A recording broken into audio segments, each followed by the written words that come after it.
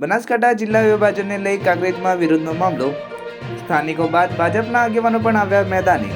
બનાસકાંઠા ભાજપ પ્રમુખ કીર્તિસિંહ વાઘેલાને સ્થાનિકોએ કરી રજૂઆત. કાંકરેજને બનાસકાંઠા જિલ્લામાં જ રાખવાની માંગ સાથે કાંકરેજ વિસ્તારના લોકો લડી લેવાના મૂડમાં. બનાસકાંઠા જિલ્લા વિભાજનને લઈ કાંકરેજમાં વિરોધનો મામલો. સ્થાનિકો બાદ ભાજપના આગેવાનો પણ આવ્યા મેદાને.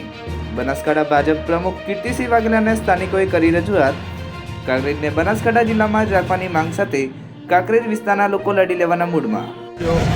એના માટે આખા જિલ્લામાં લાગણી છે, પણ કાંકરેજને અહીંથી થરાદ એ અંતર ખૂબ વધી જાય છે, એટલે ઓકવર્ડ પડે.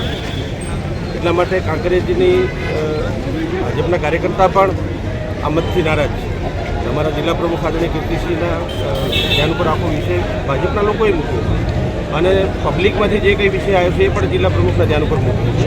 એટલે અહીં કાંકરેજની જનતા ભાજપના આગેવાનોની જે લાગણી છે એ જિલ્લા પ્રમુખ સુધી મુકાઈ ગઈ છે અને જિલ્લા પ્રમુખશ્રીએ અમને ખાતરી આપી છે કે તમારી જે વાત છે, વિસ્તારની વાત છે, એ હું સરકાર સુધી પહોંચાડીશ. ને લઈને વિરોધ જોવા મળી રહ્યો છે. બધા લોકોએ વેપાર ધંધા બંધ રાખીને વિરોધ નોંધાવ્યો છે. આપ પણ આવ્યા છો, શું કહે?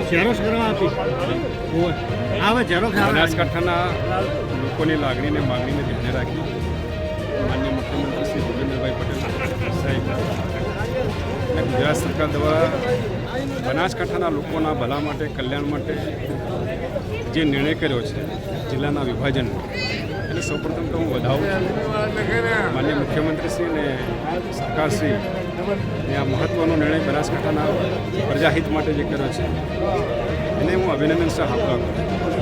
સાથે બનાસકાંઠા જિલ્લાના વિભાજનમાં જે વાવ થરાદ નવનિર્મિત જિલ્લો અને મૂળભૂત જિલ્લો બનાસકાંઠા વિભાજનમાં જે તાલુકાઓની જાહેરાત થઈ છે એમાં કાંકરેજની અંદર કાંકરેજના લોકોની લાગણી મૂળભૂત બનાસકાંઠા જિલ્લા સાથે રહેવાની છે. લોકોની લાગણી સરકાર સુધી પહોંચાડીશું અને સરકાર યોગ્ય નિર્ણય લેશે.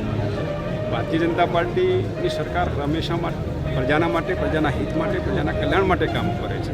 એટલે સરકારમાં યોગ્ય નિર્ણય થશે એનો ચોક્કસ મને વિશ્વાસ મળે છે.